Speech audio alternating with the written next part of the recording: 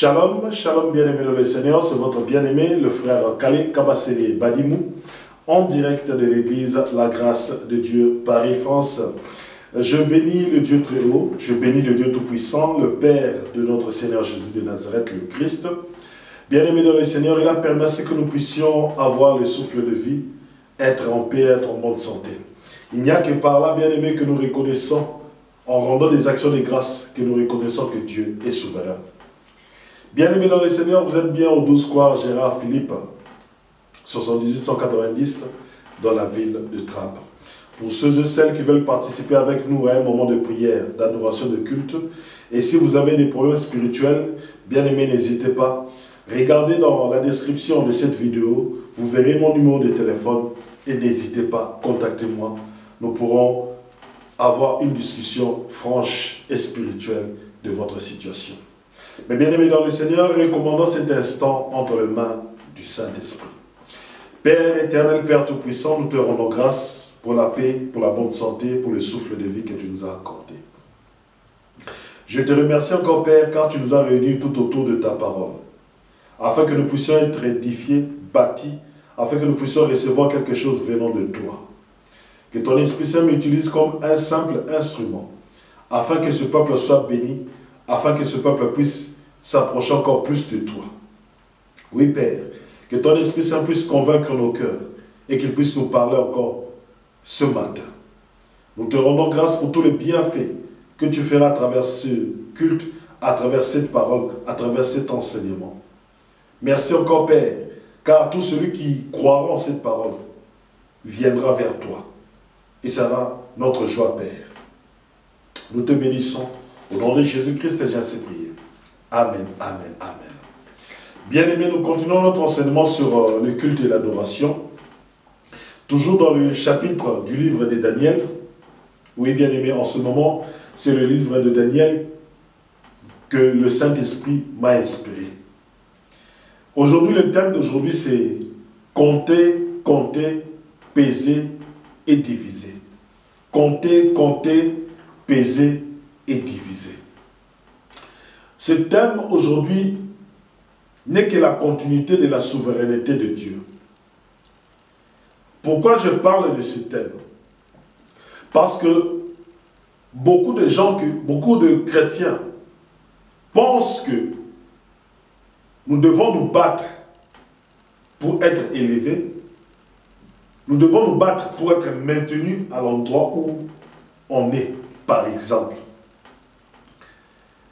Mais lorsque je lis Daniel, lorsque je lis comment est-ce que Dieu a marché avec Daniel, comment est-ce que Daniel, au niveau du palais royal, s'est comporté, comment est-ce que Dieu s'est manifesté,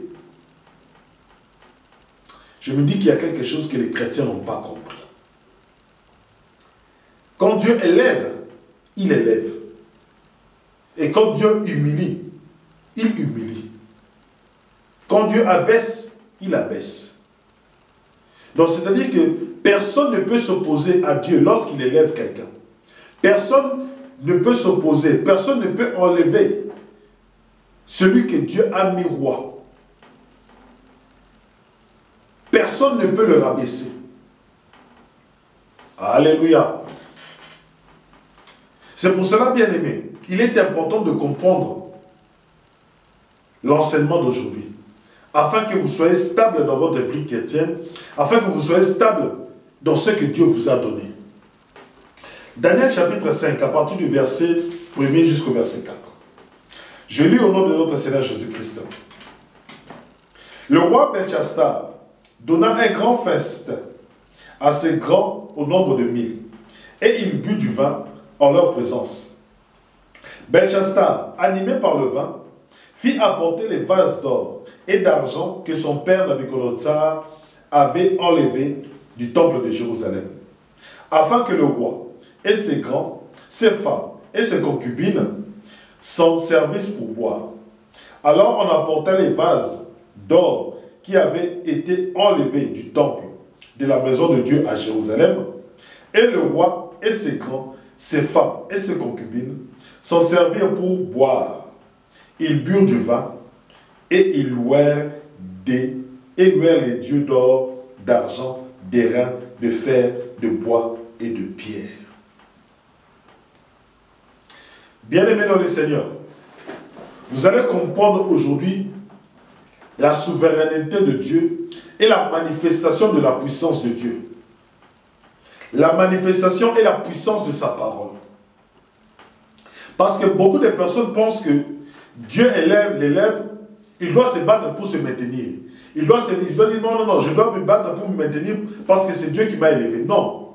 Vous allez comprendre lorsque Dieu dit, j'ai élevé quelqu'un, je l'ai placé à une telle place et c'est moi qui décide de l'enlever d'où il est.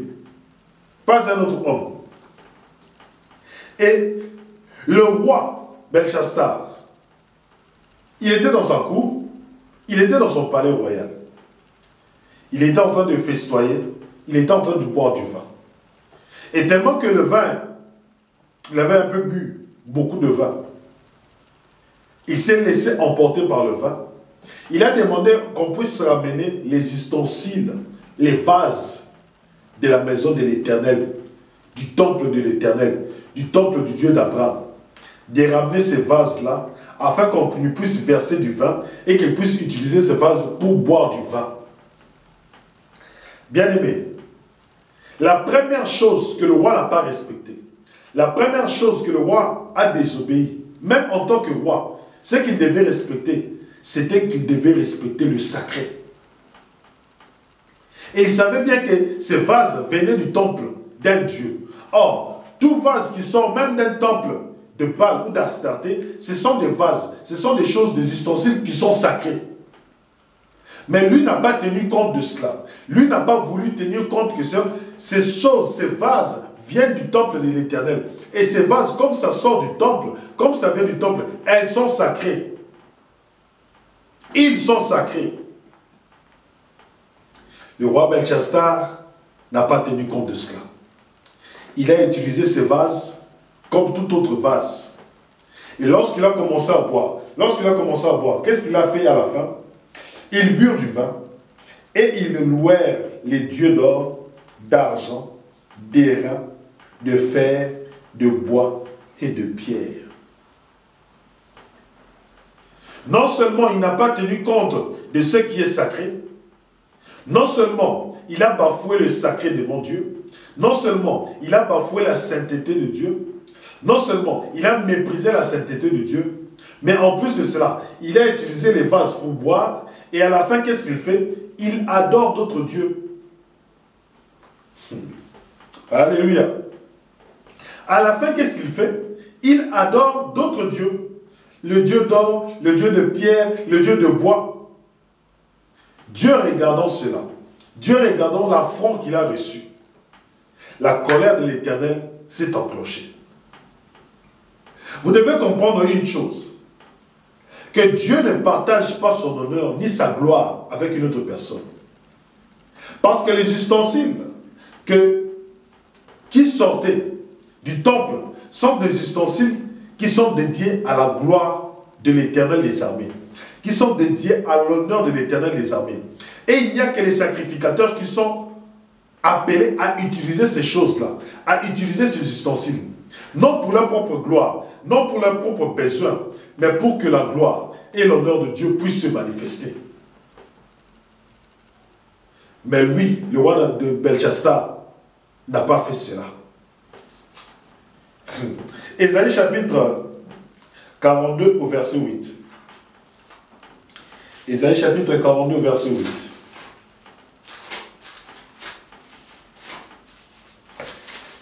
Je lis au nom de notre Seigneur Jésus-Christ. Je suis l'Éternel, c'est mon nom.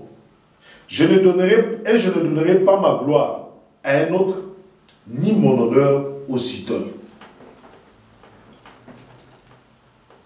Qu'est-ce que le roi Belchassar a fait? Il a pris l'honneur qu'il devait donner à l'Éternel. Il a pris cet honneur, il a donné aux idoles. Au lieu de glorifier l'Éternel des armées, au lieu de respecter les choses qui sont saintes, les choses qui sont sacrées, les choses qui sont sorties de son temple, il les a méprisées, il les a bafouées. Et il a donné gloire à d'autres dieux. Et il a donné gloire à d'autres dieux qui ne parlent pas, à d'autres dieux qui n'ont même pas ces ustensiles. Alléluia. C'est ça la faute du roi Belchassar. C'est là que la colère de Dieu s'est enflammée. Et beaucoup de gens ne considèrent pas leur corps comme sacré. Pourquoi je dis cela? Parce que les ustensiles sont des choses qui sont dédiées, qui sont consacrées à Dieu. Et l'apôtre Paul nous dit, dans 1 Corinthiens chapitre 3, il dit que ne savez-vous pas que vos corps sont le temple de Dieu? Or, si mon corps est le temple de Dieu, donc mon corps est sacré. Nous pouvons prendre cet exemple, pourquoi? Parce que beaucoup de gens prennent leur corps pour des choses qui ne sont pas, pour quelque chose qui n'est pas sacré. Bien aimé, ton corps est sacré. Ton corps est sacré. Il ne faut pas blaguer avec. Alléluia. Même en temps normal, tu ne peux pas donner ton corps aux bêtises. C'est-à-dire qu'à la drogue, à la cigarette, à la fornication, à la pornographie, à la débauche, à l'alcool, à la cocaïne. Regardez comment est-ce que vous détruisez vos corps. Les ustensiles dont parle Dieu, ça je peux parler en révélation. Ces ustensiles-là sont des choses que Dieu utilisait pour sa gloire. Sont des choses que Dieu utilisait pour son honneur. C'est de même que moi. Je suis un ustensile que Dieu utilise pour sa gloire. Je suis un ustensile que Dieu utilise pour son honneur. Donc je ne peux pas faire n'importe quoi avec mon corps. Je ne peux pas faire n'importe quoi avec mon corps. Même le gouvernement de ce pays, lorsqu'il vous vend, lorsque ce gouvernement autorise la vente de la cigarette, regardez dans les paquets des cigarettes, il y a toujours des images atroces. C'est-à-dire que pour vous inciter à ne pas fumer, parce que cela détruit vos corps. Parce que le combat qu'il y a dans deux royaumes, le combat qu'il y a dans le monde, c'est entre deux royaumes. Le royaume de notre Seigneur Jésus-Christ et le royaume du diable. Et leur terrain, là où il y a une bataille féroce, c'est le corps d'un homme, c'est le corps d'une femme. C'est que Dieu veut faire avec un corps, le corps d'un homme, le corps d'une femme. Dieu veut le sanctifier, Dieu veut le mettre à part. Dieu veut que ce corps soit sain, en bonne santé. Mais regardez ce que le diable fait avec vos corps. La drogue, la prostitution, l'homosexualité, le lesbianisme. Alléluia. Donc, le diable, son but est de détruire votre corps avec la drogue, avec la bière, avec du whisky. Alléluia. Donc, il faut à un moment se dire que mon corps est sacré. Mon corps est sacré. Je dois le protéger. Je dois le garder. Or de toi-même, tu ne peux pas, tu ne sais pas comment le garder. C'est pour cela qu'il faut venir en Christ. Parce que Christ gardera ton corps mieux que toi. Christ protégera ton corps mieux que toi. Physiquement et spirituellement. Regardez maintenant. Écoutez. Lorsque le roi Belchassar, lorsque il a fait cet acte, il n'a pas honoré l'Éternel des armées. Il a donné la gloire de l'Éternel des armées à d'autres dieux. Maintenant, la colère de l'Éternel s'est enflammée. Écoutez maintenant. Daniel chapitre 5, à partir du verset 5 au verset 7.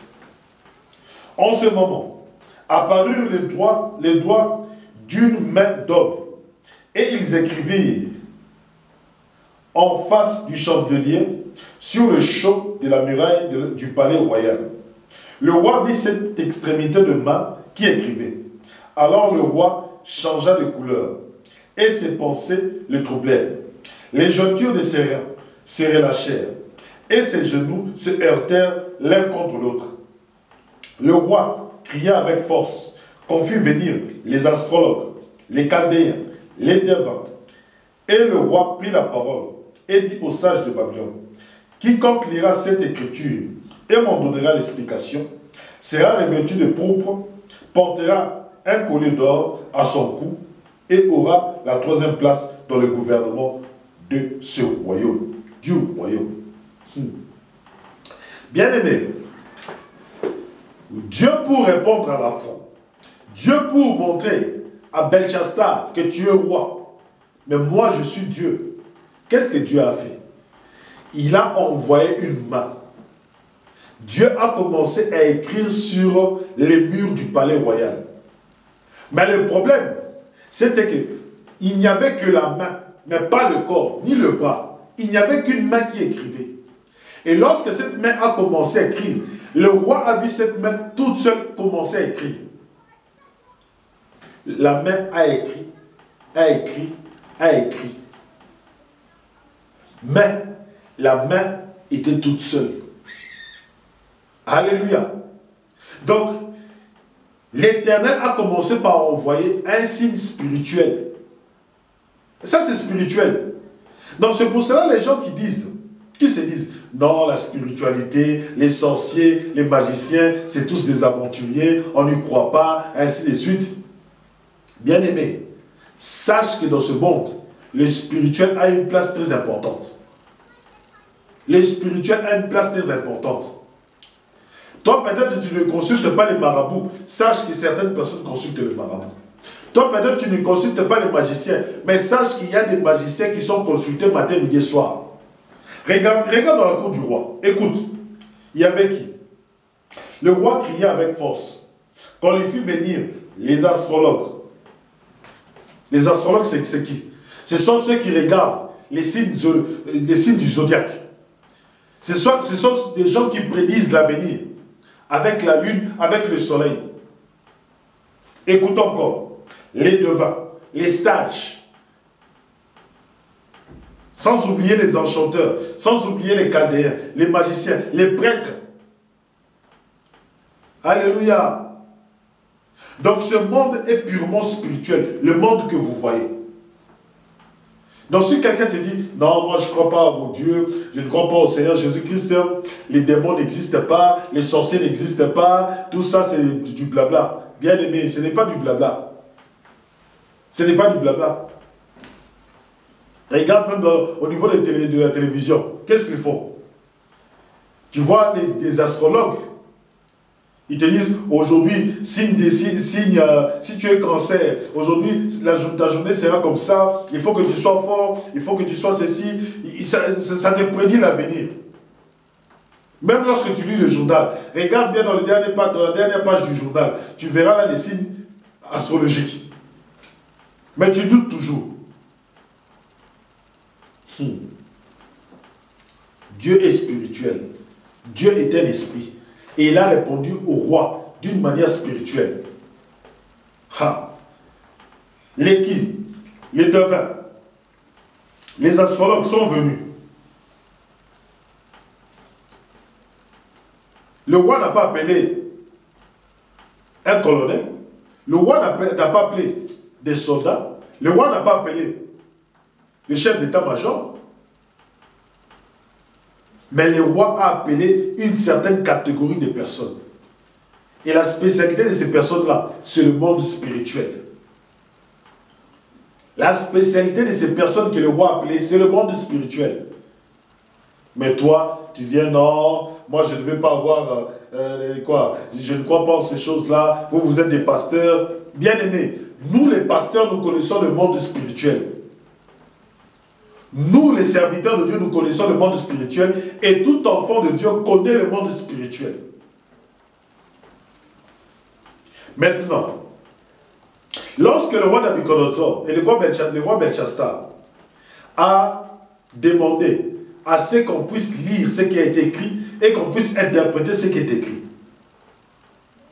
personne n'a pu l'interpréter. Personne n'a pu d'abord lire et personne n'a pu interpréter. Les magiciens, les astrologues, les voyants, les devins, les sages, les sorciers, les gens des sectes, les gens des dieux d'or, des reins, ainsi de suite. Personne n'a pu lire ni interpréter.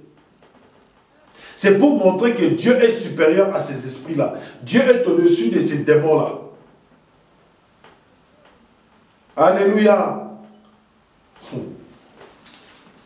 Maintenant, il faut bien que ce qui a été écrit doit être interprété. Ce qui a été écrit doit être lu. Maintenant, l'Éternel envoie son serviteur Daniel. Toujours dans Daniel chapitre 5, à partir du verset 10.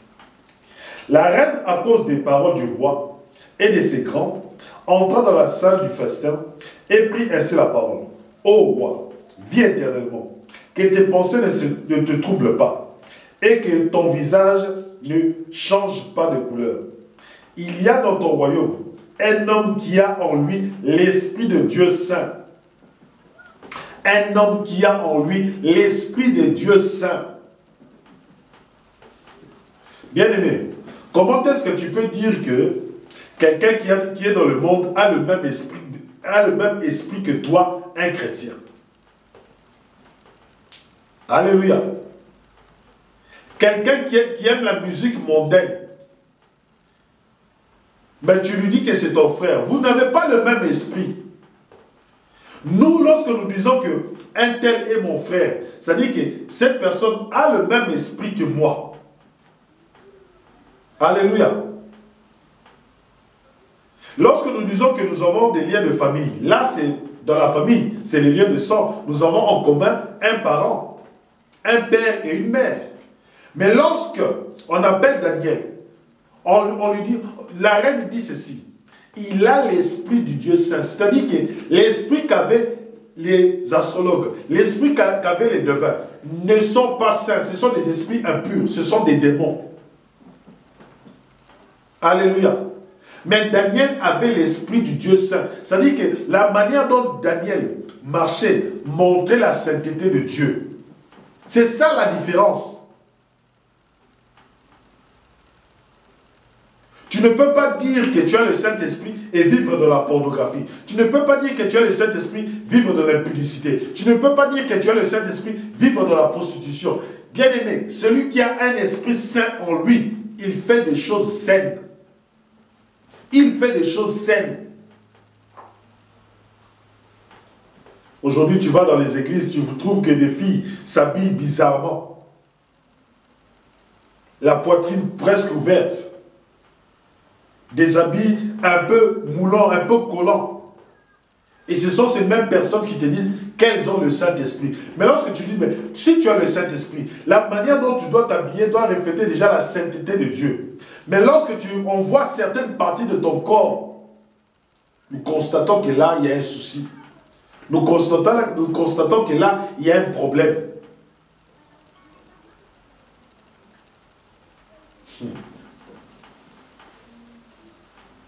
Alléluia.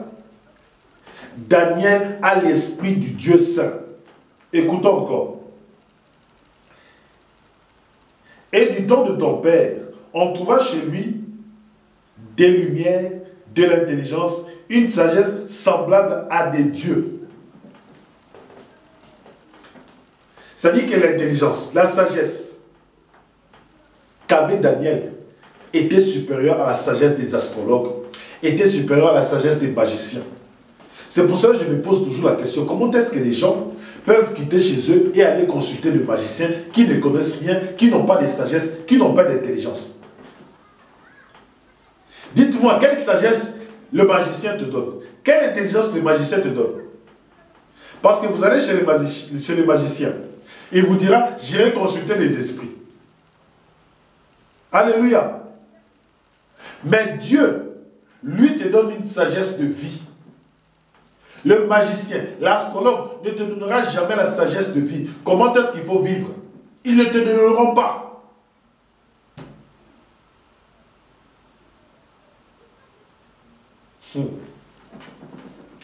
Gloire à Dieu, parce qu'il nous a donné une sagesse cachée. La sagesse qui n'est pas de ce monde.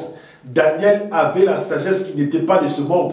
Cette sagesse parfaite, cette sagesse complète, cette sagesse qui descend d'en haut. Daniel l'avait. Daniel l'a reçu.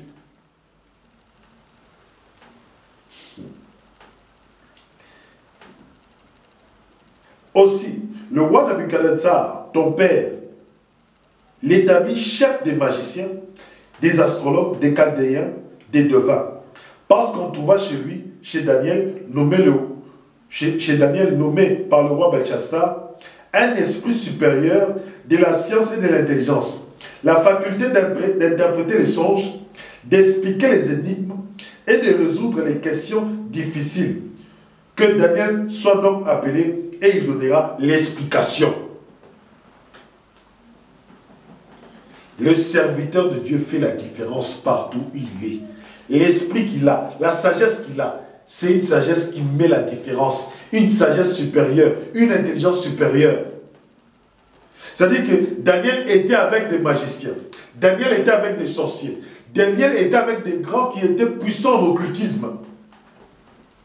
Daniel était avec des gens qui étaient habités par des démons. Des esprits impurs. Mais l'esprit de Daniel était supérieur. L'intelligence de Daniel était supérieure. La sagesse de Daniel était supérieure. Mais c'est ce que je ne comprends pas. Aujourd'hui, les gens ne veulent plus consulter ceux qui croient en Jésus-Christ. Bien-aimé, si tu as un problème, consulte un homme de Dieu. Consulte un envoyé de Jésus-Christ. Parce qu'il a le Saint-Esprit. Le Saint-Esprit est un esprit supérieur.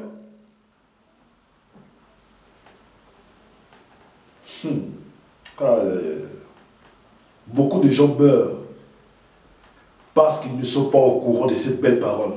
Beaucoup de gens vont chez les féticheurs, vont chez les marabouts parce qu'ils ne sont pas au courant que l'Éternel des armées est au-dessus de tout. L'Éternel des armées est au-dessus de tout. Un esprit supérieur. Daniel chapitre 5 à partir du verset 17. Daniel répondit en présence du roi: garde tes dons et accorde à un autre tes présents. Je lirai néanmoins l'écriture au roi et je lui donnerai l'explication. Ô roi, le Dieu suprême avait donné à Nebuchadnezzar, ton père, l'empire, la grandeur, la gloire et la magnificence. Et à cause de la grandeur, les nations, les hommes de toute langue étaient dans la crainte et tremblaient devant lui. Écoutez maintenant ce que le roi faisait, Nabuchodonosor. Le roi faisait mourir ceux qu'il voulait. Et il laissait la vie à ceux à qui il voulait.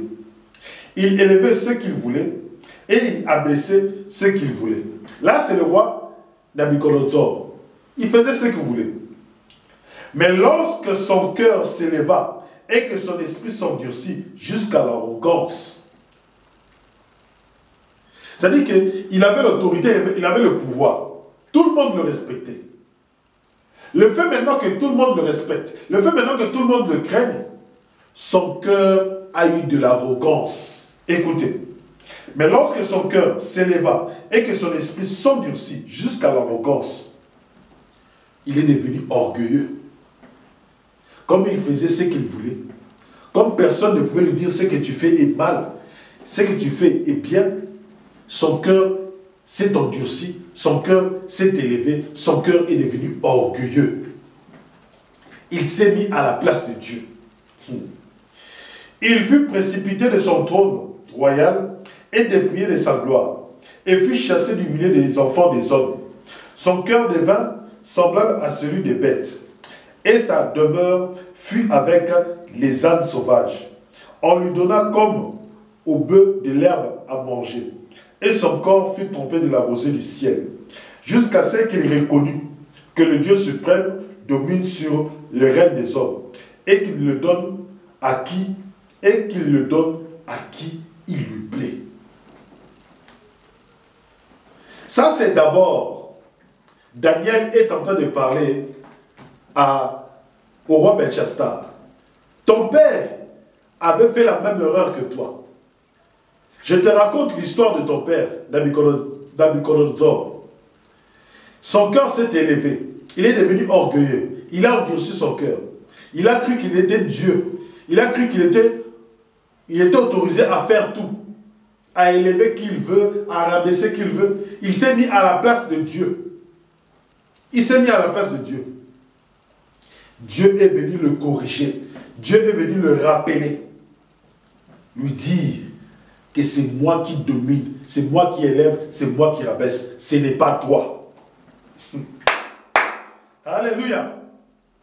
Bien-aimé, c'est pour cela, lorsque quelqu'un est à une position, il ne faut pas aller gauche-droite.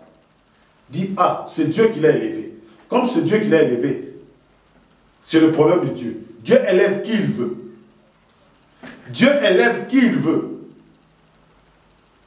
Mais la seule différence, lorsque Dieu élève, personne ne viendra demander à Dieu, que fais-tu, pourquoi tu fais ça? Moi, je ne veux pas, il faut que tu le rabaisses. Il faut que tu l'abaisses. Personne ne viendra dire ça. Mais lorsque Nabuchodonosor était devenu orgueilleux, il élevait, il abaissait qui il voulait. Il tuait, il laissait en vie qui il voulait. Dieu est venu lui dire, hé, écoute, c'est moi qui suis Dieu, ce n'est pas toi. Alléluia. Bien-aimé, tu as le souffle de vie. Ne pense pas que c'est un homme qui te donne le souffle de vie.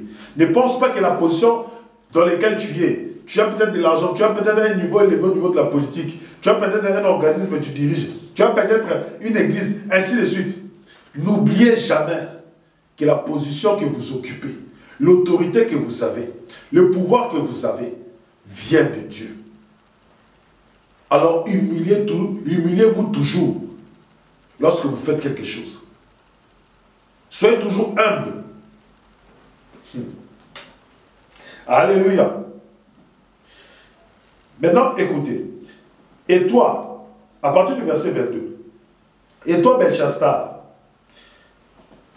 son fils, tu n'as pas humilié ton cœur, quoique tu susses toutes ces choses. Belchassar ne s'est pas humilié. Belchassar a adoré d'autres dieux. Belchassar a partagé la gloire de l'Éternel avec d'autres dieux. Il a partagé l'honneur qu'il devait donner à l'Éternel à d'autres dieux. Tout en sachant que Nabuchodonosor, son père, avait reconnu l'Éternel comme le seul véritable Dieu.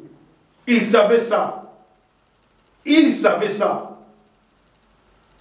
Mais il s'est détourné. Il a dit non, je ne reconnais pas l'Éternel des armées. Je ne reconnais pas le Dieu d'Israël. Je ne reconnais pas le Dieu d'Abraham comme le véritable Dieu.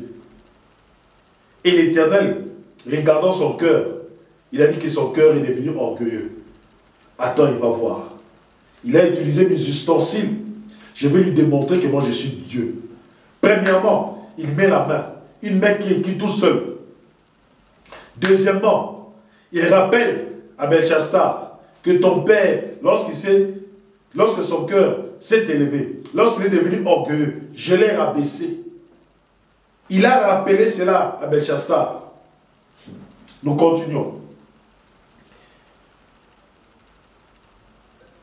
Tu t'es élevé contre le Seigneur des cieux. Les vases de sa maison ont été apportés devant toi. Et vous vous en êtes servis pour boire du vin. Toi et tes grands, tes femmes, tes concubines, tu as loué les dieux d'argent et d'or, d'airain, de fer, de bois et de pierre, qui ne voient point, qui n'entendent point et qui ne savent rien. Et tu n'as pas glorifié le Dieu qui a dans sa main ton souffle et toutes tes voix. Bien-aimé, sache une chose. Le Dieu qui a dans sa main ton souffle et tes voix, c'est le Père de notre Seigneur Jésus-Christ. C'est le Père de notre Seigneur Jésus-Christ. Lui veut que tu puisses l'adorer. Lui veut que tu puisses le glorifier. Lui veut que tu puisses le magnifier. Mais pour que tu puisses l'adorer, le magnifier, il faut que tu reconnaisses d'abord son Fils. Notre Seigneur Jésus de Nazareth, qui est le Christ. Tu crois que parce que tu te réveilles, c'est grâce à quelqu'un. Parce que tu te réveilles, c'est grâce à toi-même. Belchassar, un roi, il a fait cette erreur.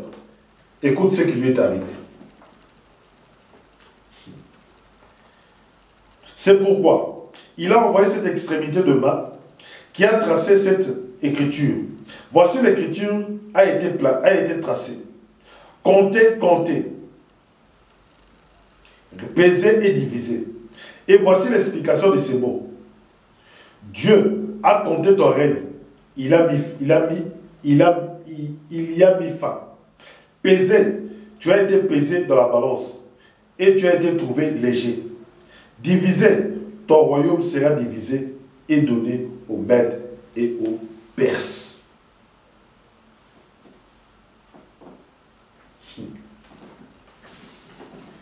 Dieu a décidé souverainement d'arrêter le règne de Belchassar.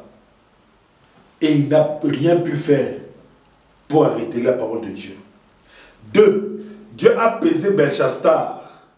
Il a dit non, tu n'es pas lourd comme ton père Nabuchodonosor. Non, toi tu es léger. Toi tu es léger. Tu ne vaux rien. En autorité, tu ne vaux rien. En pouvoir, tu ne vaux rien. En puissance, tu ne vaux rien. Tu n'es pas lourd. Donc si aujourd'hui tu n'es pas là, ça ne changera rien. Divisé, le royaume sera divisé. Tout ça pourquoi? Parce qu'il n'a pas honoré l'Éternel. Tout ça pourquoi? Parce qu'il n'a pas glorifié l'Éternel.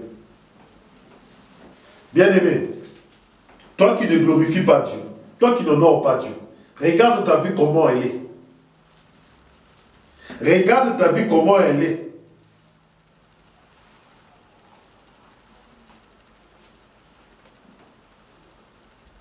Alléluia. Ce que Dieu veut nous enseigner, c'est quoi? C'est lui qui donne l'autorité. C'est lui qui place quelqu'un. C'est lui qui élève quelqu'un. C'est ça, la profondeur de cet enseignement. Il faut savoir que c'est Dieu qui place. Même le Seigneur Jésus-Christ a été élevé. Alléluia. Vous doutez? Actes des apôtres.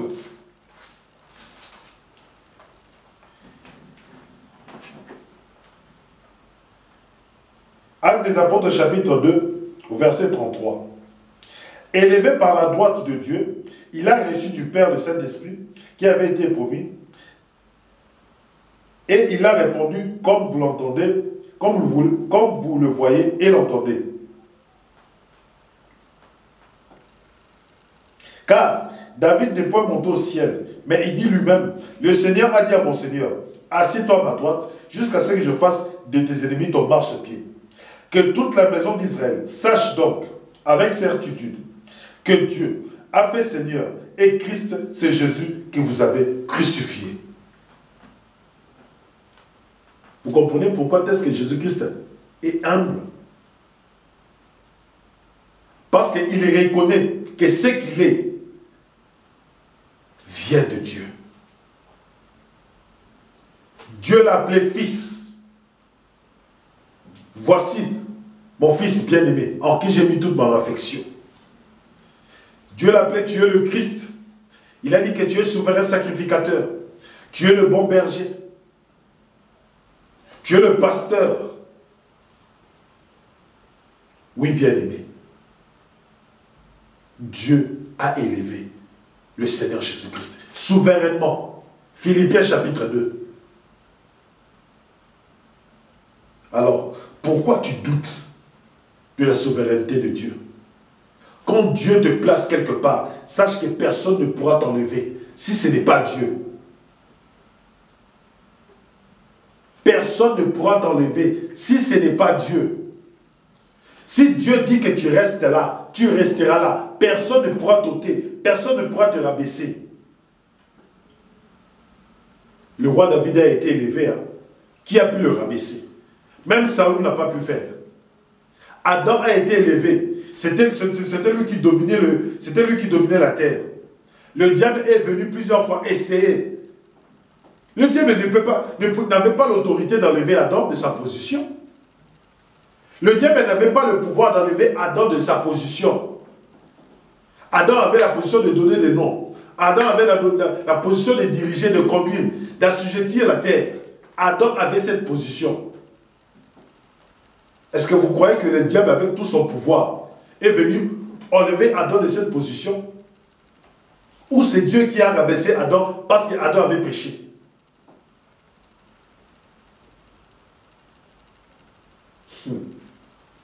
Alors beaucoup de gens disent, non, c'est dans la nuit qu'on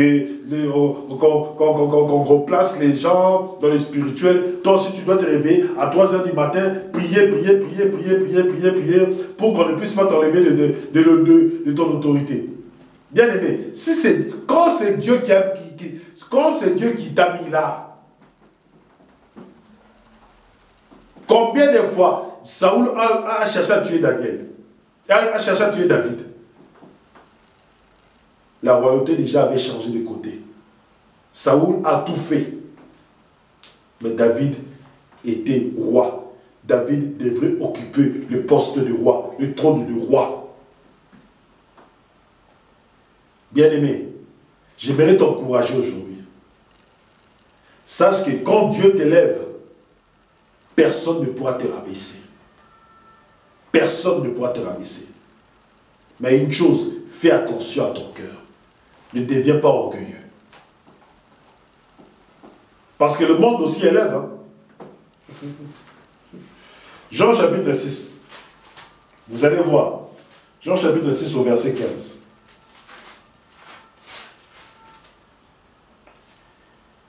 Et Jésus, sachant qu'il allait venir l'enlever pour le faire roi, se retira de nouveau sur la montagne, lui tout seul. Lui seul. Bien-aimé, les hommes peuvent élever. Hein? Les hommes, ils ont voulu élever Jésus-Christ. Ils ont voulu le faire roi des Juifs. Mais bien-aimé, si Jésus-Christ s'était laissé faire, il était là dans la popularité. Ah, je suis devenu roi, on m'appelle roi. Voilà Jésus-Christ. Il allait être orgueilleux devant Dieu. Et il a compris que la foule était remplie d'orgueil. La foule était remplie d'orgueil. Qu'est-ce qu'il a fait? Il a fui, il s'est retiré. Parce qu'il a compris, il a su que cette élévation ne venait pas de son père, mais cette élévation venait des hommes. Il y a des personnes qui sont élevées, non pas par Dieu, mais par des hommes. C'est pour cela, comme ils sont élevés par des hommes, c'est pour cela qu'ils sont aussi rabaissés par des hommes. Alléluia. Comme ils sont élevés par des hommes, c'est pour cela qu'ils sont aussi rabaissés par des hommes. Mais gloire soit rendue à notre Seigneur Jésus-Christ. Lui, il a été élevé par Dieu, par le Dieu suprême. Donc personne ne peut le rabaisser. Il est le roi des rois. Il est le Seigneur des seigneurs. Toute langue doit confesser que Jésus-Christ est Seigneur. C'est pour cela, bien aimé, jusqu'à aujourd'hui, personne ne peut renverser Jésus-Christ. Pourquoi? Parce qu'il a dit, je ferai de tes ennemis ton marchepied. Donc tout le monde doit se plier devant Jésus de Nazareth, devant les fils de Dieu.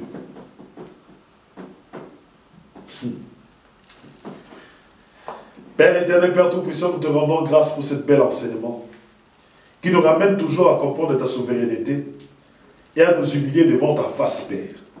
À reconnaître que tu es celui qui élève, à reconnaître que tu es celui qui rabaisse, à reconnaître que tu es celui qui donne le pouvoir, l'autorité, la puissance. C'est toi, non pas les hommes. Nous te glorifions, nous te magnifions, car tu as élevé notre Seigneur Jésus-Christ. Oui, roi des rois, Seigneur des seigneurs. Nous te bénissons pour ce que tu as fait avec notre Seigneur Jésus-Christ. Oui, Père, tu nous as élevés avec lui dans le lieu céleste. Nous sommes assis à sa droite. Ô Père, tu nous as donné la gloire que tu as donnée à ton Fils. Béni soit ta grâce et ta faveur. Cet enseignement nous amène à l'humilité, à nous humilier devant toi et à comprendre que c'est toi qui es le Dieu suprême, le Dieu véritable. Nous te bénissons, Père. Nous te disons encore merci pour ce culte. Nous te disons encore merci pour cette semaine que tu vas nous garder, tu vas nous protéger. Guide-nous et soutiens-nous. Au nom de Jésus-Christ, j'ai ainsi prié. Amen, amen, amen. Bien-aimés, je vous dis à dimanche prochain. Église La Grâce de Dieu, 12 square Gérard Philippe, 78 190, à Trappes, en Île-de-France. Soyez bénis et je vous dis à dimanche prochain.